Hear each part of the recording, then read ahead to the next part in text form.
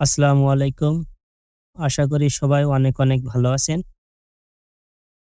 আজকের এই ভিডিওর মাধ্যমে আপনারা দেখতে পারবেন কিভাবে একটা স্প্লিট টাইপ এসির ইনডোর অথবা আউটডোর সঠিক নিয়মে খুলতে হয়। তো চলুন দেখে নেই কিভাবে স্প্লিট টাইপ এসি খুলতে হয়। সর্বপ্রথমে আমাদের যে কাজটা করতে হবে সেটা হচ্ছে যে আউটডোরের যে টার্মিনাল আছে, টার্মিনালের উপরে একটা ব্যাকশেল থাকে। এর এই ব্যাকশেলটা সুন্দরভাবে আগে খুলতে হবে। এরপরে একটা সেলাই রেঞ্জ দিয়ে যে টার্মিনালটা আগে ২ টা কিন্তু ২ টা নাট থাকে, নাট দুটো আগে খুলতে হবে। খোলার পরে এই যে সাকশনের উপরে যে টার্মিনাল থেকে সাকশনটা খোলা থাকবে। আর উপরে যেটা থাকে এই যে চিকন পাইপ, এই টার্মিনালটা আমরা অ্যালাইন কি দিয়ে ১ম এ আগে আমরা লক করে দিব। পুরোটা একবার সুন্দরভাবে টাইট করে দিব।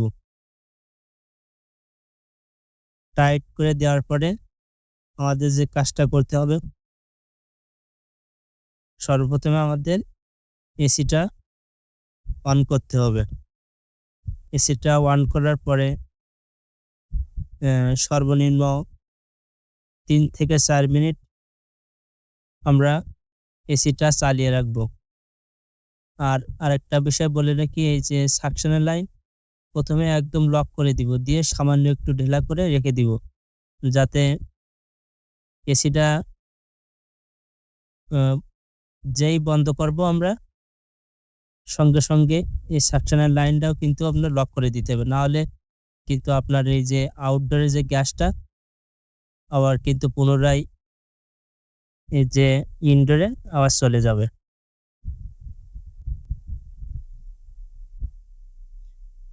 এসিটা বন্ধ করে দেওয়ার পরে এরপরে আমাদের যে আউটডোরের যে সাকশন অথবা ডেলিভারি যে পাইপটা আছে, আমরা সুন্দরভাবে সেলাই রেঞ্জ দিয়ে খুলে নিব।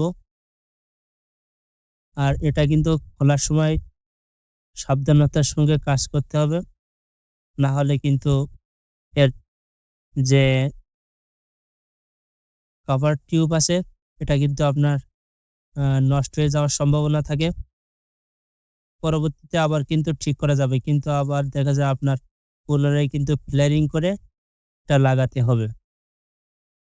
কারণ সবসময় ভালো হয় যে সতর্কতার সঙ্গে কাজ করলে কাজটা সুন্দর হয়। আমাদের পাইপটা খোলা শেষ হয়ে গেল। এরপরে আমাদের যে ইনডোর অথবা আউটডোরের যে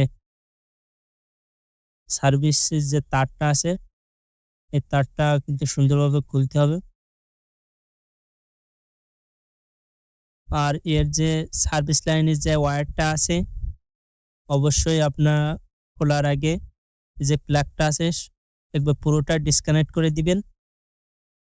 আর এই যে আউটডোরে কিন্তু ৩ টা তার আ কানেক্ট করা থাকে। একটা নিউট্রাল, ১ম টা হচ্ছে আপনার লাইন, আ আর এনতে হলো নিউট্রাল, আর এসতে হলো স্টার্টিং।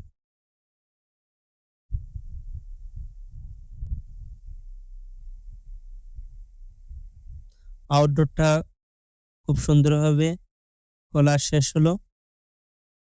সো এবার আমরা ইনডোরটা খোলার চেষ্টা করব।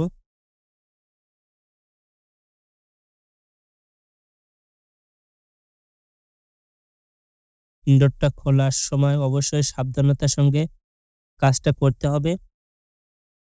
না হলে কিন্তু সামান্য একটুর জন্য অনেক কিছু হয়ে যেতে পারে। কারণ এটা কিন্তু যদি পড়ে যায়, ভালোভাবে ধরতে যদি না পারে, যারা দক্ষ টেকনিশিয়ান আছে তাদের নিয়ে কাজটা করানোর চেষ্টা করবেন। আর এটা খোলার সময় অবশ্যই দেখবেন যেন এর উপরে স্ক্র্যাচ না পড়ে। এর কিন্তু দাগ পড়ে গেলেও কিন্তু খুবই একটা বাজে দেখায়।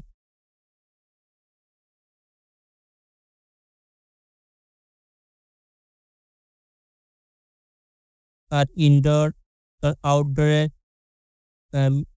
মাঝ বরাবর একটা কানেকশন আছে, এটা কিন্তু আপনার আগে খুলে নিতে হবে। নাহলে কিন্তু আপনার এই যে কাভার আছে, কাভার টিউব, এটা কিন্তু বার করতে গেলে খুবই সমস্যা হবে। এজন্য দেখবেন যে যত সম্ভব আগে সুন্দরভাবে খুলে নিয়ে তারপর কি ইনডোরটা নামানোর চেষ্টা করবেন।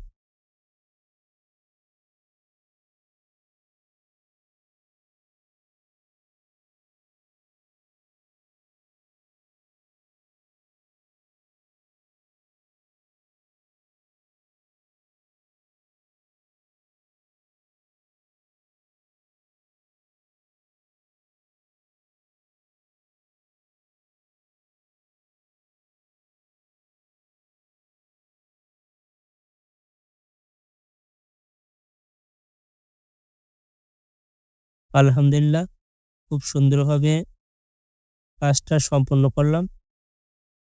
সো আমার এই ভিডিওটা যদি ভালো লেগে থাকে অবশ্যই ইউটিউব চ্যানেল থেকে দেখলে সাবস্ক্রাইব করে দিয়ে রাখবেন।